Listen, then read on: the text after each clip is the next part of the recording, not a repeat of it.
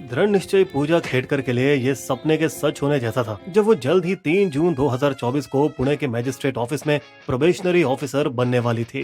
खुशी इतनी कि जैसे चांद पर पहुंच गई हो। और क्यों ना हो, देश की रीढ़ की हड्डी आईएएस का हिस्सा बनना लाखों करोड़ों लोगों का सपना होता है। सबकी आंखों में पूजा की छवि तो उस डॉक्टर की तरह थी जिसने 1 दशक तक दिल्ली के नामचीन सर गंगाराम अस्पताल में मेहनत से काम किया था और माना जाता था कि वो घुमंटू ओबीसी जनजाति के एक बहुत ही गरीब परिवार से आती थी, जिसकी वजह से उनका आईएएस बनने का सफर तूफानों से भरा रहा। मैं अपनी माँ के साथ रहती हूँ जो मेरे पिता से अलग हो चुकी है। ऊपर से और भी मुश्किलें जैसे 40% दृष्टिहीन, 7% पैरों में विकलांगता और डिप्रेशन की वजह से 20% मानसिक विकलांगता। इन सब के बावजूद भी वो आईएएस बनी।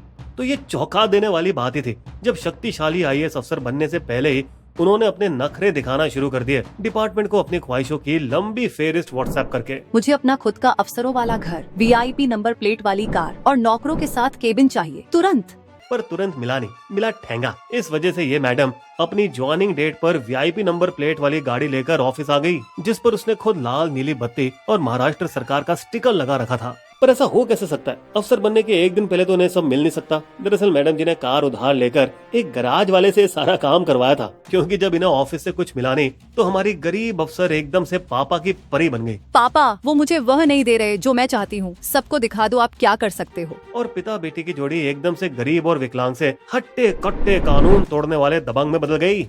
पूजा पर जान छिड़कने वाले उनके पिता दिलीप राव कथित तौर पर एक भ्रष्ट सरकारी अफसर से भ्रष्ट राजनेता बने थे, जिन्होंने अब कलेक्टर तक को धमकी देने की जरूरत की। अरे शाने, तू जानता नहीं पूजा का बाप कौन है? सुन, में बेहतर होगा तो उसकी सारी मांगे पूरी कर दे, नहीं तो बहुत बुरा होगा तेरे साथ। दिलीप बकलौली नहीं कर रहा था, बल्कि उन्होंने कथित तौर पर अपने कॉन्टैक्ट्स का इस्तेमाल करके पूजा को 1 दिन के अंदर पुणे में होम पोस्टिंग पर ट्रांसफर करवा दिया, जो कि ऐसे करियर के शुरुआत में लगभग असंभव होता है। जब एडिशनल कलेक्टर छुट्टी पर थे तो दोनों बेखौफ होकर उनके ऑफिस में घुस आए और जबरन बाहर पूजा की नेम प्लेट ठोक डाली। अब ये मेरा है।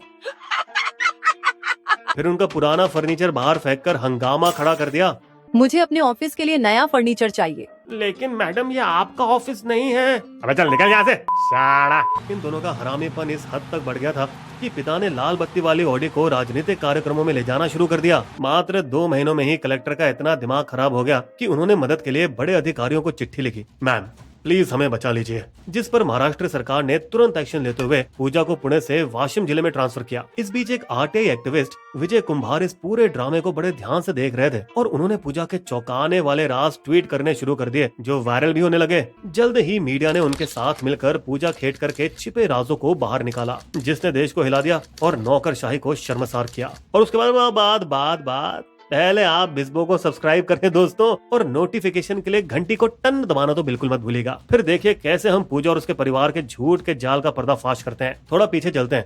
जब वो +2 स्कूल में थी तब प्यारी सी पूजा खेड़कर के अरमान थे, पापा, मम्मी, मैं डॉक्टर बनना चाहती हूँ। शायद वो अपने माँ के नक्शे कदम पर चलना चाहती थी, जो पहले से ही एक होम्योपैथिक डॉक्टर थी। उसके माता पिता दोनों ही अमीर परिवार से थे, क्योंकि उसके दादा नाना सिविल सर्विसेज में थे। फिर भी दोनों शुरू से ही धोखेबाज थे, क्योंकि उन्होंने नकली non creamy layer OBC certificate देकर पूजा का दाखिला एक मेडिकल कॉलेज में कराया। फिर भले पूजा ने 2012 में वहाँ से एमबीबीएस बड़ी आसानी से पास कर लिया, लेकिन ये उन्होंने सही तरीके से किया या धोखाधड़ी से, इस पर अब जांच चल रही है। फिर विशेषज्ञ की महारत हासिल किए बिना वो किसी तरह दिल्ली के गंगाराम अस्पताल में एंडोक्राइनोलॉजिस्ट के रूप में काम करने लगी। लेकिन जल्द ही उसे भी अपने दादा नाना की तरह यूपीएससी का कीड़ा काटने लगा, क्योंकि उसे एहसास हुआ कि असली ताकत तो वही है। और यूपीएससी एग्जाम पास करने की कई बार कोशिश की, लेकिन हर बार फेल हुई, यहाँ तक कि अपने नकली ओबीसी सर्टिफिकेट के साथ भी। फिर 2019 आते आते उसे किसी तरह की आंखों में तकलीफ होने लगी, इसलिए अब उन्होंने दृष्टिहीन विकलांगता कोटे में एग्जाम दिया, मगर तब भी वो काफी पीछे रही,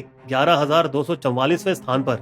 इसलिए अगली बार दृष्टिहीन पूजा ने कथित तौर पर एक शातिर चाल चली। उसने राइटर से अपना एग्जाम लिखवाया, जो अलग अलग यूपीएससी सब्जेक्ट में माहिर थे, जिससे उसने 2021 में यूपीएससी क्रैक करके भारतीय रेवेन्यू सर्विस वाली रैंक तो पाली। लेकिन मैडम सिर्फ आईआरएस से कहां खुश होने वाली थी, इसलिए उन्होंने मानसिक डिप्रेशन और पैरों की विकलांगता का भी सर्टिफिकेट पेश कर दिया, जिससे वो बेंचमार्क विकलांगता वाले व्यक्ति श्रेणी में आ गई, यानी 40% से ज्यादा विकलांगता, जिस वजह से वो 2022 के सिविल सर्विसेज में बेहतरीन 821वीं रैंक ला पाई और आखिरकार आईएएस अफसर बन गई। हालांकि उन्हें नहीं पता था कि उनके सपनों के बीच में एक और रोड़ा आने वाला है, जो था दिल्ली के एम्स से एक औपचारिक कॉल। मैडम, हमें आपके कुछ मेडिकल टेस्ट करने होंगे आपकी विकलांगता की पक्की जांच के लिए। पर हमारी शानी पूजा ने इससे बचने के लिए एक स्मार्ट आइडिया निकाला। मुझे कोविड है, तो क्या मैं अभी इसे छोड़ सकती हूँ? क्योंकि एम्स ने उन्हें टेस्ट की 6 चेतावनियां चिट्ठी भेज दी थी और वे हर एक को किसी न किसी बहाने से टालती रही। कथित तौर पर वे 7वीं चिट्ठी के बाद गई जरूर, लेकिन आंखों की जांच के लिए एमआरआई रूम में कदम रखने से ठीक पहले घबराकर वहां से भाग गई। आखिर क्यों? आखिर वो छुपा क्या रही थी? दरअसल सब कुछ ढकोसलेबाजी थी, जो अब यूपीएससी की जांच के बाद सामने आया है। कुछ साल पहले 2018 में छोटे से अहमदनगर जिला सिविल अस्पताल में पूजा ने 30,000 की रिश्वत देकर आसानी से दृष्टिहीन सर्टिफिकेट बनवाया था। 2021 में रिश्वत की धोखाधड़ी से उसने उसी अस्पताल में मानसिक बीमारी की विकलांगता का सर्टिफिकेट भी बनवाया और 2022 में अपने घुटनों से जुड़ी एक पुरानी चोट का बहाना मारकर उन्होंने गांव से नकली राशन कार्ड भी बनवा लिया। फिर इस एड्रेस प्रमाण के बूते पर उन्होंने जिले के एक अस्पताल से पैरों की विकलांगता का सर्टिफिकेट पा लिया, वो भी हेरा फेरी से सिर्फ 24 घंटे के भीतर एक ट्रेनी डॉक्टर को रिश्वत देकर। हालांकि इंडिया टुडे की जांच में पाया गया कि ना तो अस्पताल ने कभी उनका एमआरआई किया और ना ही कभी उनके मेडिकल रिकॉर्ड की जांच की। ये भी पता चला है कि पूजा ने अपने नाम और उम्र में भी हेराफेरी करी। 2020 में 30 साल की डॉक्टर खेतकर पूजा दिलीप राव 3 साल बाद 2023 में सिर्फ 31 साल की पूजा मनोरमा दिलीप खेतकर बन गई। उन्होंने ऐसा इसलिए किया ताकि ओबीसी कैटेगरी में 9 प्रयासों की अधिकतम लिमिट से बढ़कर वो कुल 12 बार यूपीएससी एग्जाम दे पाए। देखा जाए तो पूजा की बेईमानी की जड़ें उसकी परवरिश में ही छिपी हैं। पूजा की मां मनोरमा अहमदनगर जिले के भेलगांव की सरपंच है और गरीब होना तो दूर की बात है, वे अपने बाउंसर बॉडीगार्ड के साथ एक बार एक गरीब किसान को बेरहमी से बंदूक दिखाकर धमकाती नजर आई थी एक वायरल वीडियो में। प्लीज मैडम जी, मामला तो कोर्ट में है। तो क्या, मुझे फर्क नहीं पड़ता, यह जमीन मेरे नाम पर है। और उनकी कंपनी ही उस बदनाम ऑडी गाड़ी की मालिक है जिस पर 27,000 का ट्रैफिक जुर्माना अभी तक बकाया है। इन जीरो कमाई वाली माँ के पास पूरे महाराष्ट्र में बहुत प्रॉपर्टी है। पुणे में 45 लाख का 9,000 स्क्वायर फीट प्लॉट, 1.45 करोड़ का बंगला और 16,000 स्क्वायर मीटर की कमर्शियल प्रॉपर्टी। वहीं बाप दिलीप के लोकसभा चुनाव हलफनामे में 40 करोड़ की प्रॉपर्टी और 49 लाख की सालाना कमाई घोषित है, जो और भी ज्यादा हो सकती थी क्योंकि उन पर कम से कम 300 बिजनेस मालिकों ने उनको ब्लैकमेल करने का उन पर आरोप लगाया है। चलो 20 लाख निकाल, वरना मैं तेरी कंपनी का प्रदूषण सर्टिफिकेट रद्द कर दूंगा। सर तरस खाइए मुझ पर, मैं सिर्फ 13 लाख दे सकता हूँ। ठीक है, चलो अब इतना काफी है। हलफनामे में उसने मनोरमा खेड़कर को अपनी पत्नी बताते हुए अपने आप को एक हिंदू अविभाजित परिवार घोषित किया। हालांकि कथित तौर पर 2010 में उनका तलाक हो गया था, पर फिर भी वो इकट्ठा रहते हैं और पब्लिक में एक जोड़े के रूप में दिखाई देते हैं, शायद अपनी हैसियत और दबदबा बनाए रखने के लिए। पर दोनों गायब हो गए थे उनका कच्चा चिट्ठा पब्लिक होने और पुलिस के पीछे पड़ने के बाद। लेकिन माँ को गिरफ्तार कर लिया गया और अभी वो सलाखों के पीछे है, जबकि बाप जमानत पर बाहर तो आया मगर फिर भी पुलिस उनसे पूछताछ कर रही है। ये सब तो कुछ भी नहीं, हमारी खुद गरीब डॉक्टर से आईएएस बनी पूजा के पास जमीनें और जेवरात समेत 17 करोड़ की संपत्ति है। मतलब इतनी दौलत कि किसी भी non creamy layer OBC certificate को शर्मिंदा कर दे। मैं किसी को मुंह दिखाने लायक नहीं रहा।